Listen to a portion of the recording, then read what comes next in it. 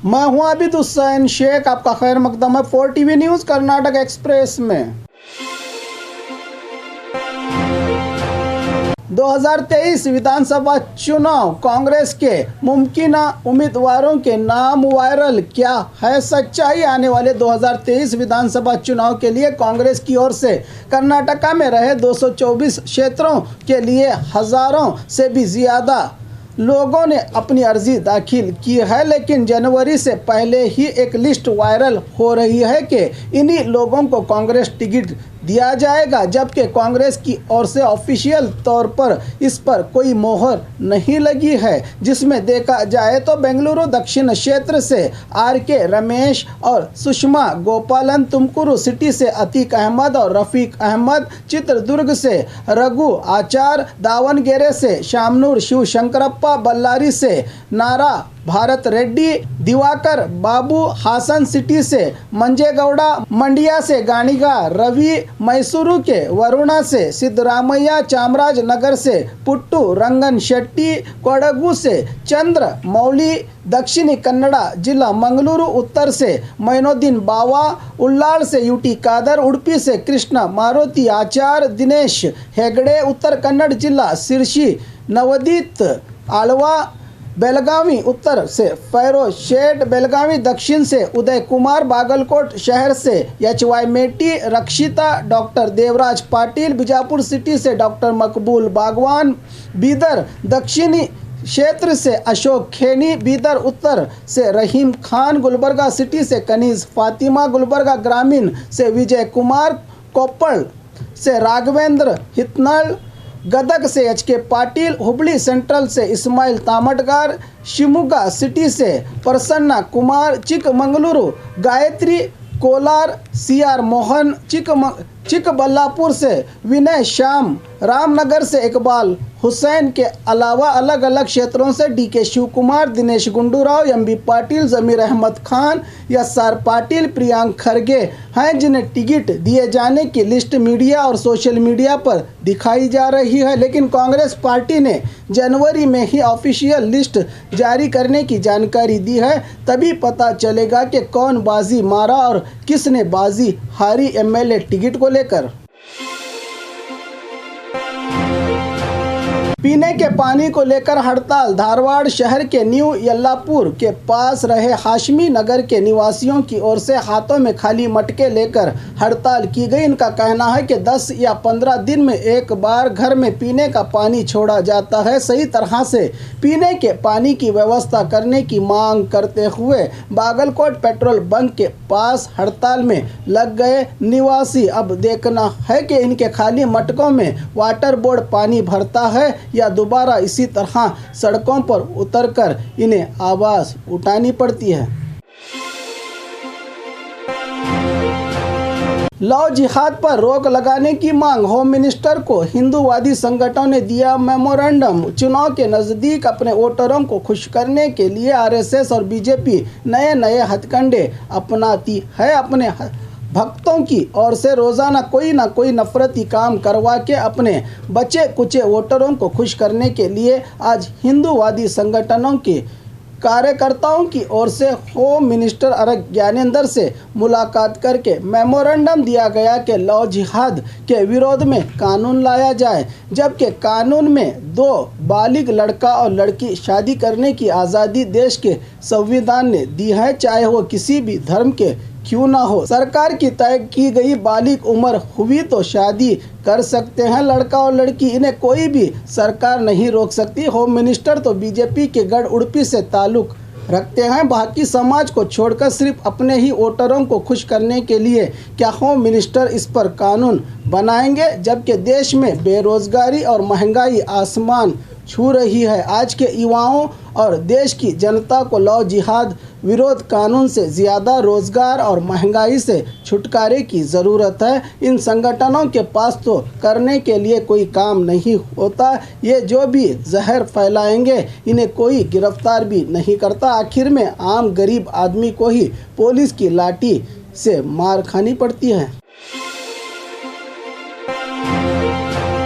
MLA Yatnal के खिलाफ स्वामी जी का सवाल। पिछले कुछ दिन पहले Bijapur city BJP MLA Basanagouda Patil Yatnal ने जोश में आकर दावणगेरे जिला हरिहर वीरशैव लिंगायत पीठ के वचनानंद स्वामी जी को ब्रोकर बताकर 10 करोड़ लेने की बात कही थी। एमएलए बसनगौड़ा पाटिल यत्नाल ने इस पर आज स्वामी जी ने बीजापुर में प्रेस मीट के जरिए कहा कि एमएलए के बयान के अगर सबूत हैं तो दिखाएं, आरटीआई के तहत जानकारी इकट्ठा करें, वक्त आने पर पता चलेगा कि कौन कौवा और कौन कोयल कहकर बिना नाम लिए ही यत्नाल से सवाल किया। स्वामी जी भी बाकियों की तरह सीधा सवाल करने की बजाय बिना नाम लिए ही यत्नाल से सवाल करते हैं। स्वामी जी अगर बेगुनाह हैं तो सबूत की क्या ज़रूरत। घर में बाघ की खाल, व्यक्ति की गिरफ्तारी। बीदर दक्षिणी क्षेत्र में आने वाले संगोलगी गांव के अशोक नामी व्यक्ति की ओर से घर में बाघ की खाल और नाखून मिले हैं। इस व्यक्ति से पूछताछ करने पर स्वामी जी ने एक बाघ की खाल के टुकड़े को दिया था और कहा था कि इसे घर में रखने से जल्द अमीर हो जाओगे। इस पर फॉरेस्ट अधिकारियों ने इस व्यक्ति की गिरफ्तारी करके उसे हवालात ले गई। कैसीनो पर सीसीबी की रेड, कईयों की गिरफ्तारी। बेंगलुरु शहर के इंदिरा नगर इलाके में बिना नाम के ही चोरी छुपे कैसीनो चलाया जा रहा था। पुख्ता जानकारी के आधार पर सीसीबी पुलिस ने रेड करके जांच करने पर मशहूर राउडी शीटर के नाम पर इस कैसीनो में लाखों के पैसों को खेला जाता था। रेड कर मौके से 20 से भी ज़्यादा लोगों की गिरफ्तारी की है। सीसीबी पुलिस ने ऐसे कई गैरकानूनी धंधे छुपाने के लिए ही राउडी शीटर शायद बीजेपी में शामिल हो रहे हैं ताकि उनके गलत धंधों पर पर्दा डाला जाए। मौसम में बदलाव, बच्चों की तबीयत में हेर फेर। अचानक मौसम में गिरावट, ठंडी और धीमी बारिश होने से बच्चों में बुखार, सर्दी से हॉस्पिटल में दाखिल होने की ज़्यादा संख्या देखी जा रही है। राज्य भर में बेंगलुरु में ऊटी जैसी ठंडी और धुंधलापन छा जाने से बच्चों के हॉस्पिटल फुल हो चुके हैं। हर हॉस्पिटल में कहीं पर भी बच्चों के इलाज के लिए बेड नहीं मिल पा रही है। मौसम विभाग की ओर से और 3 दिन मौसम इसी तरह रहने की जानकारी दी गई है। कुदरत के आगे और क्या कर सकता है इंसान, चाहे कितनी भी टेक्नोलॉजी में तरक्की कर ले, कुदरत से इंसान कभी नहीं जीत पाया। गिरने की कगार पर सरकारी हॉस्टल। दावणगेरे शहर के विद्यानगर में रहे सरकारी इंजीनियरिंग कॉलेज हॉस्टल की हालत इतनी खराब हो चुकी है कि कौन सी दीवार कब गिरेगी पता ही नहीं। बारिश में बॉयज़ हॉस्टल की हर रूम में से पानी टपकता है। पुरानी बिल्डिंग की जल्द मरम्मत करके इस समस्या को सुलझाने की मांग कर रहे हैं यहाँ के स्टूडेंट। सरकारी हॉस्पिटल हो या हॉस्टल या सरकारी स्कूल, यही हाल है। राज्य भर में सरकार से भरपूर अनुदान लेकर भी सही तरह से इमारत नहीं बनाई जाती।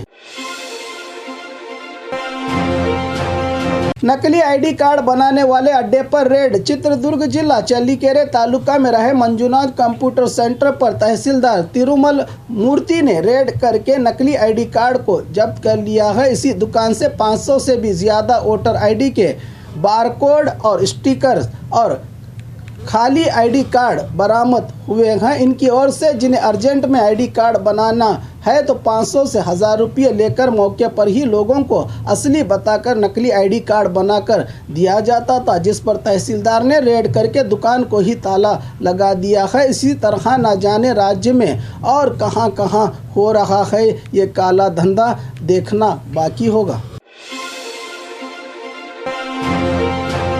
सार्वजनिक सभा में डीके शिवकुमार और सिद्धरामैया के अभिमानियों के बीच तू मैं। बेंगलुरु रूरल में रहे दासरहಳ್ಳಿ में संगोली रायन्ना की प्रतिमा का उद्घाटन करने पहुंचे पूर्व सीएम सिद्धरामैया एक सभा को संबोधित करते हुए कुरुब समाज से जुड़े और कांग्रेसी कार्यकर्ताओं के बीच तू मैं देखने को मिली। सिद्धरामैया के भाषण के दौरान स्टेज के पास सिद्धरामैया की करीबी माने जाने वाली गीता को स्टेज पर जाने से डीके शिवकुमार के कांग्रेसी कार्यकर्ताओं ने रोका और डीके ग्रुप की भाग्य लक्ष्मी चौधरी को सिद्धरामैया के करीबी जाने को लेकर तू मैं देखने को मिली। क्या सच में ये एक घटना थी या प्रचार बटोरने के लिए करवाया गया था ये खेल? राजधानी में फिर एक बार दिखी चीते की हलचल। बेंगलुरु दक्षिणी व्याप्ति में आने वाले नेलमंगला बुटनहल्ली के इलाके में कल रात घर के कंपाउंड में कूदता दिखा चीता, जिसका नज़ारा हुआ सीसीटीवी में कैद। पिछले एक हफ्ते से बेंगलुरु भर में चीते का डर बना हुआ है। फॉरेस्ट अधिकारियों की ओर से जाल बिछाकर चीते के इंतजार में हैं। तब तक न जाने कितने लोग इस जंगली जानवर का शिकार होंगे, तो इसका कौन होगा जिम्मेदार, कह रही है जनता।